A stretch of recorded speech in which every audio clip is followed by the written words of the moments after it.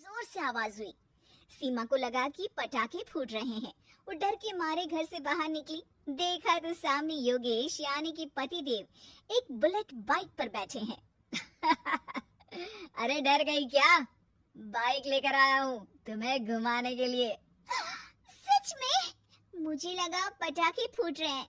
अरे पटाखे भी फूटेंगे और मिठाई भी बटेगी। माँ को तो बुलाओ। माँ भी बाहर आ जाती है। अरे योगेश बेटा, इतनी जल्दी आ गया? और ये गाड़ी किसकी है? साहब की है? हाँ माँ, कम है क्या? मेरी है। अरे बेटा, इतनी बड़ी गाड़ी ले ली, इससे तो तू घोड़ा ही ले लेता। महंगी पड़ी होगी ना? माँ मिठाई लाया हूँ, गांव में बंटवा दो। अरे बंटवा क्यों दो? पीछे बैठो, गांव में बांट कर आते हैं। सब खुश थे। योगेश गांव के बाहर एक कोयले की खदान में मजदूरी करता था। मेहनत और अकल से उसने वहां ठेकेदारी का काम सीख लिया और सूझबूझ से ठीक ठाक पैसा बनाने लगा। गांव में बात फैल गई कि योगेश के घर धमाका गाड़ी आई है। ऐसी गाड़ी पहले कभी किसी ने गांव में तो देखी नहीं थी। योगेश और माँ गाड़ी से वापस घर आ जाते हैं। बेटा, बाबूजी ऊपर से देख रहे होंगे और आशीर्वाद भी दे रहे होंगे तुझे। वो होते तो उनको भी घुमाता। नाच नाच के मिठाई बांटने जाते। जैसे मैंने नाच नाच के बांटी थी जब वो अपने लिए एक साइकिल लेकर आए थे। बस बस, बाबूजी दो बात भी सुनाते कि फटफट वाली फटफटी ले आया। सीमा आगे कहती है, अपने लिए तो ये गाड़ी ले आए और मेरे लिए? अरे ये गाड़ी तुम्हारे लिए ही तो है। पक्का मेरे लिए है? अरे पक्का तुम्हारे लिए है। अगली सुबह जब योगेश सो रहा होता है तो उसे बाहर से गाड़ी की आवाज आती है। वो घबरा कर चिल्लाता है, चोर चोर, मेरी गाड़ी ले जा रहा है, चोर चोर। माँ भी जागती है और योगेश के साथ दरवाजे की तरफ भागती है, जैसे कि सीमा गाड़ी चला रही है। अरे बहू, नाक कटवाओगी क्या? ये क्या कर रही हो? अरे गिर जाओगी, ये क्या कर रही हो तुम? सीमा गाड़ी को रोक कर कहती है, सारे गांव में घुमा लाई, कहीं नहीं गिरी। क्या? सारे गांव में घुमा लाई? अरे लोग क्या कहेंगे बहू, सोचा क्या एक बार? यही कहेंगे कि कितनी अच्छी गाड़ी है। अरे तुम्हारे बारे में। हाँ, कहेंगे ना कि देखो कितनी अच्छी गाड़ी पर बैठी है। बहू गाड़ी रखकर योगेश और सासू माँ के पास जाती है। तुमने कब गाड़ी चलाना सीखा?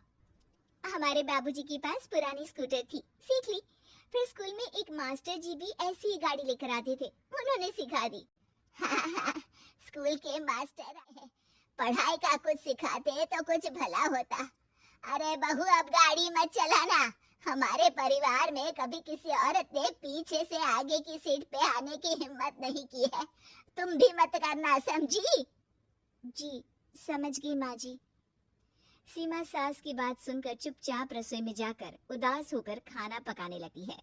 सास सुबह सुबह मंदिर से पूजा करके लौट रही होती है, तभी उसे दो औरतें रोक लेती हैं और कहती हैं, अरे बहू को थोड़े अच्छे लक्षण भी सिखा दो। गाड़ी चलाने निकली थी, गांव की मर्यादा का कोई ख्याल नहीं है। वही तो, अरे पैसे आने लगे हैं तो क्या मतलब कि किसी रीति रिवाज को नहीं मानोगे? अरे समाज में रहना है तो समाज के ढंग से ही रहना पड़ता है। अरे लाज भी नहीं आई बहू को? चूल्हे चौके से निकलकर सीधे गाड़ी लेकर चौराहे चबूतरे नाप लिए। फाट फाट कह देना उसे। अरे ये क्या कहेगी, बूढ़ी सास है, इनकी थोड़ी ना चलती होगी घर में। हाँ, बहू की ही चलती होगी, मर्जी भी और गाड़ी भी। सास सब सुनकर घर आती है और बहू को चिल्ला के बुलाती है, अरे नाक कटवा दी सबके सामने गाड़ी चलाकर। औरत जात गाड़ी नहीं चलाती। शहरों में तो 4 पहियों वाली गाड़ी भी चलाती है और हेलीकॉप्टर, हवाई जहाज भी। शहर में थोड़ी ना रहती हो मैडम साहिबा।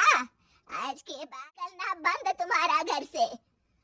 माँ सही कह रही है, कहीं भी जाना हो तो मुझे बता देना, मैं लेकर चलूंगा। आज माँ को तुम्हारे कारण कितनी बातें सुननी पड़ी। इतना कहते हुए योगेश वहाँ से चला जाता है। बारिश की वजह से कारखाने के रोड पर कीचड़ रहता है, इसीलिए योगेश गाड़ी घर रख कर जाता है और किसी से लिफ्ट लेकर कारखाने पहुंचता है ताकि नई गाड़ी गंदी ना हो। लेकिन शाम को इतनी तेज बारिश होती है कि उसे वापस आने का कोई साधन ही नहीं मिलता। बारिश बढ़ती जाती है। रात के 11 में एक नदी का ब्रिज है। अगर उस पर पानी आ गया तो योगेश कारखाने में ही फंस जाएगा। पूरी रात भूखे प्यासे बितानी पड़ेगी। घना अंधेरा, बिजली की कड़कड़ाहट और तेज बारिश। राजेश डर भी रहा था, ठंड से कांप भी रहा था। तभी उसे रोड से आती हुई एक रोशनी दिखती है। वो देखता है कि उसके सामने एक बाइक आकर खड़ी हुई है। वो ऊपर वाले को धन्यवाद देकर उस बाइक वाले आदमी की तरफ बढ़ता है, पर पास जाकर देखता है तो भौचक्का रह जाता है। सीमा, तुम यहाँ इतनी बारिश में गाड़ी पर? पहले बैठो तो, नदी ब्रिज पे आ जाएगी तो जाना मुश्किल हो जाएगा। योगेश गाड़ी के पीछे बैठता है। सीमा गाड़ी चला रही, पहचाना ही नहीं। गाड़ी की आवाज तो पहचानी होगी ना? अरे पर मुझे नहीं पता था कि तुम आओगी। अच्छा किया कि तुम आ गई। माँ नहीं आने दे रही थी, पर हमेशा पति पत्नी की रक्षा थोड़ी ना करेगा, पत्नी को भी तो करनी चाहिए। योगेश को सुबह अपने किए पर पछतावा होता है। उसकी आंख में आंसू आ गए जो बारिश की बूंदों में बह गए थे।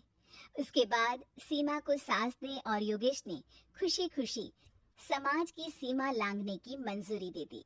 अब वो जहां भी जाती फट फट फट गाड़ी पे ही जाती।